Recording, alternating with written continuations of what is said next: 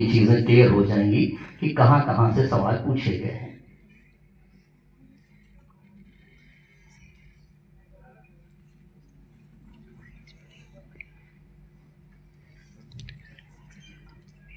इस फ्रेम को देखें आप। ये फ्रेम 2014 से 2025 के बीच में इतिहास विषय से पूछे गए सवालों का है।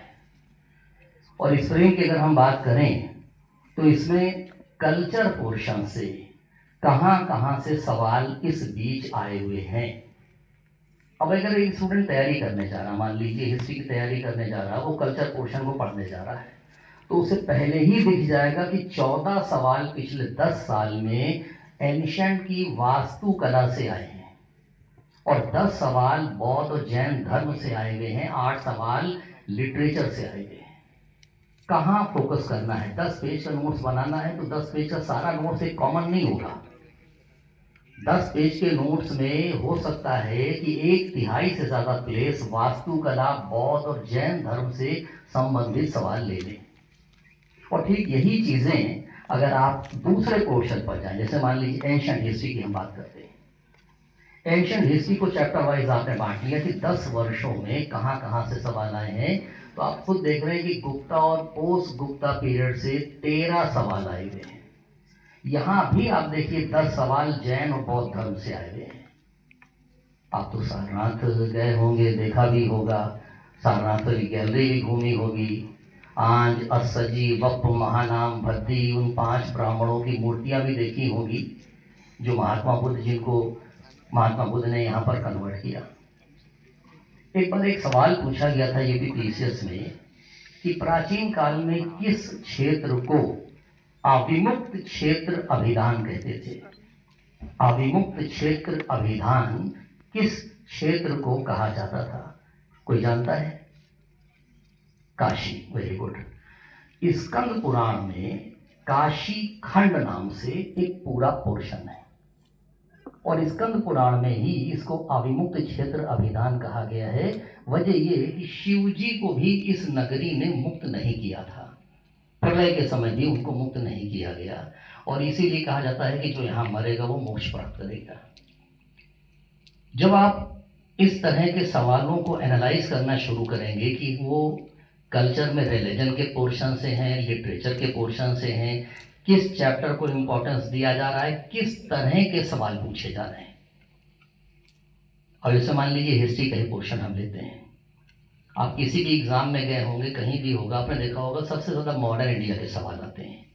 पर अब सवाल ये है कि क्या हम मॉडर्न इंडिया को एक लाइन से पढ़ते चले जाएंगे, सारी चीज़ें एक साथ कर लेंगे? अगर हम यूपीएससी की बात करते हैं ना, यूपीएससी पैटर्न की बात कर रहे हैं, तो आप मॉडर्न इंडिया पे ये देखिए, आप 2014 से लेके 2025 के बीच में जो सवाल पूछे गए हैं, 37 सवाल 1857 से 1947 पे आए हुए हैं। आपको अपने नोट्स में आधे से ज्यादा स्पेस 1885 से 1947 को देना होगा। और जहां तक दृष्टि की बात है, दृष्टि ने ये काम बड़े आसान कर दिए। दृष्टि ने एक पीपीएस तैयार किया है जो प्रीवियस ईयर्स के क्वेश्चंस का कलेक्शन है, जो यूपीएससी ने कोई एग्जाम लिया, NDA, CDS, CPO, CPF, civil services का जो एग्जाम लिया, उसमें प्रीलिम्स प्रैक्टिस सेट करके ईपीएस के नाम से दृष्टि ने तैयार किया है। चैप्टर वाइज एनालिसिस है। इंडस का क्वेश्चन बैंक अलग, वैदिक का अलग, जैनिज्म अलग, बुद्धिज्म अलग, पूरा मौर्यन अलग, लेटर मौर्यन अलग, सारा क्वेश्चन बैंक एक पास और ऑथेंटिक तरीके से सॉल्व किया गया। 100 लोगों से ज्यादा की टीम उस क्वेश्चन बैंक को सॉल्व करने में हमेशा लगी रहती है। अपडेट विद रेफरेंस, विद आपको एक्सप्लेनेशन, वहां पीपीएस मौजूद है। एक बच्चा जो तैयारी कर रहा है, मान लीजिए जब वो कभी मेंस देने जाता है, क्या उसके दिमाग में चल रहा है, उसे तैयारी किस तरीके से कर लेनी चाहिए? हम आपको 1-2 सवाल दिखाते हैं मेंस के और थोड़ा सा देख के अंदाजा लगाइएगा कि वाकई आपको भी अपनी तैयारी किस डायरेक्शन में कर लेनी चाहिए। सवाल ऐसे जिनको ये कहा जाए कि आप उनके लिए कोई स्पेशल तैयारी नहीं करेंगे, बल्कि वो चीज़ें आपके इर्द गिर्द घटित हो रही हैं, भले हो सकता है कि आपने उनको देखा ना हो, समझा ना हो। जैसे अब यहाँ पर एक सवाल देखिए आप, 10 नंबर सवाल और 9 नंबर सवाल, दोनों सवालों को आप देखें। ये 2023 में मेंस में फर्स्ट पेपर जीएस में पूछे गए सवाल हैं। पहला 9 नंबर सवाल, भारतीय समाज में नवयुवतियों में आत्महत्या क्यों बढ़ रही है? ये बुकिश लैंग्वेज का सवाल नहीं है, ये आपके इर्द गिर्द जो घटित हो रहा है आप कितना अवेयर है उससे। और नीचे दूसरा सवाल है, बच्चे को दुलारने की जगह मोबाइल फोन ने ले ली है। बच्चों के सामाजिकरण पर इसके प्रभाव की चर्चा कीजिए। कोई भी किताब हो, कोई भी एडिशन हो, इतना अपडेट थोड़े ना होगा कि वो आपको एक रिसेंट चीजें लगा देगा। ये सोसाइटी से आपके जुड़ाव को शो करता है।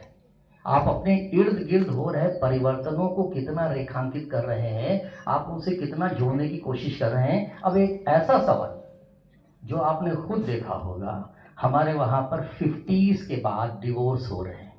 आपको पता है वर्ल्ड में सबसे ज्यादा डिवोर्स कहाँ होते हैं? किसी को पता है? हाँ, नहीं तुक्का ना लगाए। चलिए, सबसे ज्यादा डिवोर्स ऑस्ट्रिया में होते हैं। ऑस्ट्रिया में हर दूसरी शादी, हर तीसरी शादी असफल है। और उनकी राजधानी वियना में हर दूसरी शादी में डिवोर्स हो रहा है, 50% डिवोर्स। आज हमारे वहां भी कुछ कुछ ट्रेंड बढ़ा है। क्यों बढ़ा है? आइए 8 नंबर सवाल देखिए।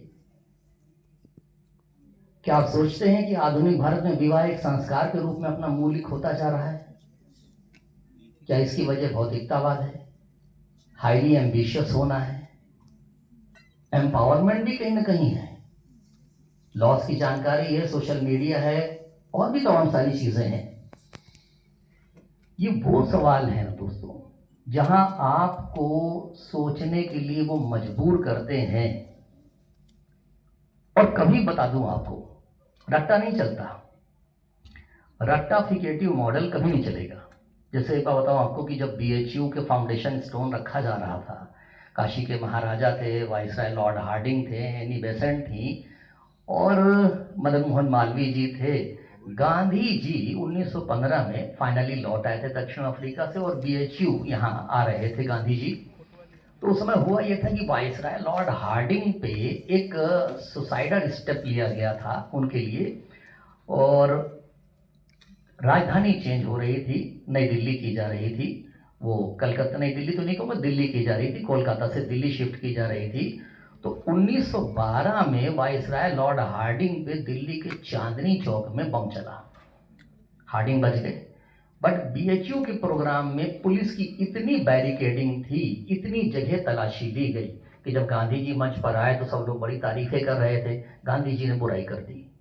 गांधी जी ने कहा मुझे लगा ही नहीं मैं अपने देश में हूँ, इतनी जगह मेरी तलाशी हुई कि मैं एहसास नहीं कर पा रहा था कि मैं इस देश का निवासी हूँ। गांधी जी ने यहाँ जो राजे महाराजे मंच पर बैठे हुए थे, आसपास के राजे महाराजे भी आए थे, गांधी जी ने उनकी तुलना गरीबों से कर दी और कह दिया कि जब तक कि ये डिफरेंसेस बने रहेंगे भारत राइज नहीं करेगा। इससे नाराज होकर कई राजे महाराजे मंच छोड़कर चले गए। भीड़ में, ऑडियंस में से लोग चिल्लाने लगे, बैठ जाओ गांधी, बैठ जाओ गांधी। लास्ट में उठ के एनी बेसेंट को कहना पड़ा, बैठ जाओ गांधी, और गांधी जी बैठ गए। वो गांधी जी जो 1915 में 1916 में बीएचयू के इस प्रोग्राम में बैठा दिए गए थे, 4 साल बाद इस देश के सर्वे सर्वा होने वाले थे। 1921 में कांग्रेस का जब सेशन हुआ अहमदाबाद में, तो कांग्रेस के सेशन में प्रपोजल पारित किया गया कि महात्मा जो कहेंगे हमें वही करना है, हम उसी पे चलेंगे जैसा कि महात्मा कहेंगे। अब सवाल ये है कि 1920 से गांधी जी ने जो प्रोग्राम लॉन्च किए, असहयोग, सविनय अवज्ञा, भारत छोड़ो, देश आजाद हो गया।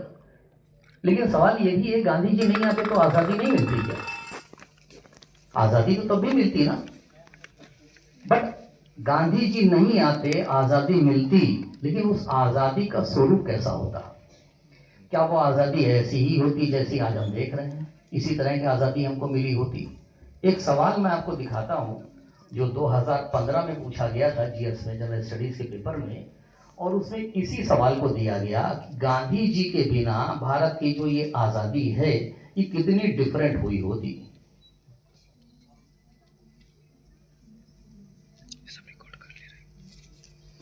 2015 के इस क्वेश्चन बैंक को देखिएगा, पहले पेपर में ही सवाल पूछा गया था, और ये रहा सवाल नंबर 3। महात्मा गांधी के बिना भारत की स्वतंत्रता की उपलब्धि कितनी भिन्न हुई होती।